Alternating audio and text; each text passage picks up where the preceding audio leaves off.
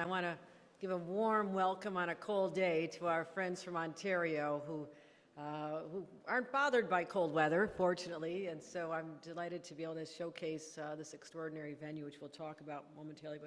But for Premier Ford to come here, I'm very grateful that you and your team have made the journey here to do something that I think is landmark. It's extraordinary and very exciting as someone who's from this community and knows that we're going to find a way to continue to work together in partnership the way we always have and always will do.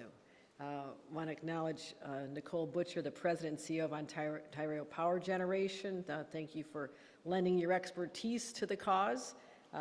Minister Lecce, the Legislative Assembly from Ontario. Justin Driscoll, our CEO and President of the New York Power Authority, Justin, and John Comell, the Chairman of the New York Power Authority. All my partners in government. I see our incoming mayor is here. I think anybody else? And Crystal here, Crystal Peoples-Stokes, our Sean Ryan and Crystal Peoples-Stokes, and maybe assembly members and elected officials who have joined us here today. It is great to be here to discuss our energy future. And it's especially fitting we're here at the Buffalo AKG Museum of Art. And why I wanted to come here, of any place in the state I could do this, is that I'm reminded that not this building, but the building that you'll see, the older looking building, is from the 1901 era. And it was built in order to help showcase the fact that Buffalo was basically the epicenter of everything at the time when it came to power, because we were the first city in the world to be electrified. And so we had electric lights. People were fascinated by this. What do you mean electric lights? How can that be? And people came from all over to see this in the entire exhibition. So it was certainly a high point, but a reminder that we can continue energy innovation and how to do power innovation as we venture into this next century again. So Buffalo is known as the City of Light, and actually I would say the museum was built for the exhibition. It wasn't done in time, so it missed the opening, but we still celebrated associated with that as well. But this new building is a reminder of the future, and a reminder that traditions matter. And there's been a long-standing, proud tradition of cooperation between New York and Ontario. This has always been just a neighbor. We've done so much together, and I will just digress and say I'm a boater on Lake Erie. It's one of the most beautiful places in the world, and we stop at many of the ports of call in Canada, Ontario, and just feel that warm embrace of a shared bond that our region brings to all of us. It's not just sports. Go Blue Jays next time. You did very well this year, but also I know you're rooting for the Buffalo Bills, and you come to hockey games and the baseball games in the summertime as well. And but also our culturals, our tourism. You'll find me in my old life many times up at Niagara-on-the-Lake or strolling around both sides of the falls. And so it's a world-class region, and we need to continue working together to promote these incredible assets, but also the strength of our friendship and relationship, which is enduring. And I'm also reminded we just came off of the bicentennial of the celebration of the Erie Canal, something that was an extraordinary feat of engineering in its time, but also it opened up Canada to New York City. And that connection also was one of the catalysts for explosive growth, opening up the Midwest, Canadian cities, ultimately the Seaway, St. Lawrence Seaway that came through. So we've always been connected through waterways and energy sources as well. And our economies are intertwined. The trade, despite some setbacks, won't go into too much detail there, but we want to make sure that our trade relationship remains trusted. It's a beneficial relationship. We understand that. And I'll acknowledge that there's been some terrible policies that have come out of Washington, coincidentally just in the 1 year. And they've been hard to accept as someone who doesn't understand why there's a hostility toward Canada overall, but certainly it shakes us to our core as well, as people who value our friends in Ontario and Quebec particularly as they border our great state. So I don't want those policies to jeopardize the goodwill, the friendship, and we just want to make sure that, that we continue doing things that show that collaboration. And as these threats out of Washington come, we're going to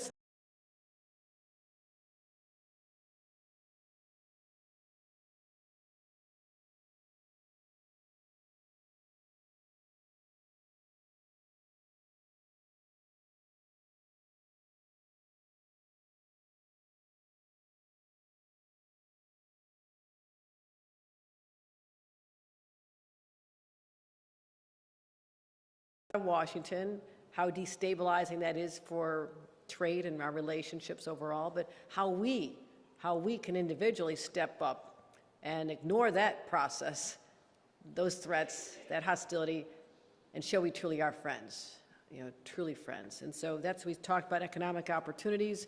We also had a great conversation about power. And the Premier spoke with great pride about what is occurring at the Darlington area. We are focusing on small modular reactors, and I was very impressed. And so I wanted to learn more. And I was intrigued with your forward-thinking approach to delivering clean energy for the next generation. And so we focused on how we can stay true to our environmental commitments, which I truly believe in, but also our commitment to ratepayers to keep utility costs affordable, which is not just a buzzword, it is the reality. We as leaders have to focus on reliability, sustainability, and affordability all at the same time. So we found a way together, and that is through nuclear energy. And Ontario is already home to, 17 of 18 nuclear plants operating in Canada, so ahead of your time, and Ontario Power Generation is leading the way in deploying North America's first small modular reactors, which I've been very intrigued with. And the Darlington project, which you'll talk about, is going to be generating 1.2 gigawatts of power. And our conversation also led me to the understanding that Ontario OPG is collaborating with the Tennessee Valley Authority as well. When you said that, I said, well, wait a minute, why are you cooperating with them? I'm right here. So that was another light bulb that went off in my head, like why aren't we also taking advantage of your forward-thinking approach when it comes to power? So today, to cement these conversations just from a few months ago, to add some substance to them, OPG signed a memorandum of understanding with NYPA to work together to share information on the best ways to bring advanced nuclear power to the state of New York. And they'll use their expertise and know-how and be a great resource in our next chapter in our nuclear story. And the timing is perfect because it was last summer I charged NYPA, our executive director and our chairman and others to find a way to bring advanced nuclear power to upstate New York. And this will be the first plant in New York State in over a generation. And I wanted to do this because it's about reliability, affordability, but it's also the thousands of jobs that are created in the process.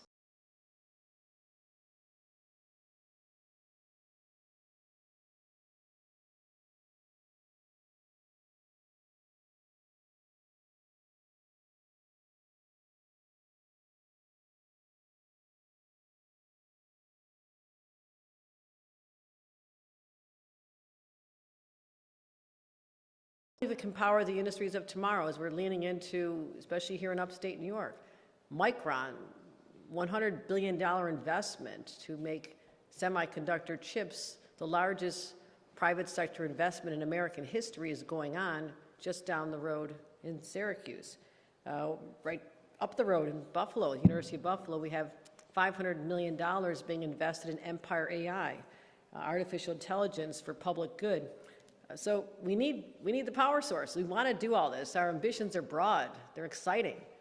But we don't power it. It doesn't work. And that's the challenge that we've embraced. And we're moving with great speed. I am very impatient. And I want this to happen. I know there's traditionally been hurdles. Our state has right now 3 nuclear plants operating. They're all up on Lake Ontario. And one is actually the oldest operating nuclear facility in the United States, going strong and safe since 1969. But it's time for us to bring new nuclear technology into the 21st century. I've spoken actually to President Trump about this in the White House and talked about the fact that people aren't embracing nuclear because there's a perception it is a long, arduous process, even a decade to get approvals, and we gleaned that over 7 of the 10 years it takes to get nuclear approvals are at the federal level. So he has agreed to find ways to approach that with more urgency. We are working closely with the federal administration in this particular area. And I want to make sure that everyone knows that we'll bring down the barriers and the costs. That's important. But also, this is not your grandmother's and your grandfather's nuclear. This is advanced. This is state of the art. This is safe. this is safe. And it has automatic safety systems and enhanced containment and very rigorous environmental safeguards. So since the last 6 months when I directed NYPA to build 1 gigawatt of new nuclear capacity, we've moved aggressively to realize that vision. The deadline for requests for information passed just last week, and I'm happy to announce that there are 23 developers who've expressed an interest in developing a nuclear project with NYPA. That's extraordinary. That's beyond what I could have imagined. That's a new era for nuclear power in the state of New York. And 8 communities have expressed interest in hosting a plant. Also a very positive development. So what we want to do is make sure we also have the workforce to be able to do all this exciting work. And I've announced $40 million over the next 4 years in new funding for NYPA to launch a specialized nuclear workforce training program with our unions and our universities. So that's how I hired as our Senior Vice President of Nuclear Development, formerly the Project Director at Darlington. Which are already underway, so we need some help, okay? You're good with that? So he'll make sure that just as happening at Darlington, which he'll talk about, is that the constructional process very quickly.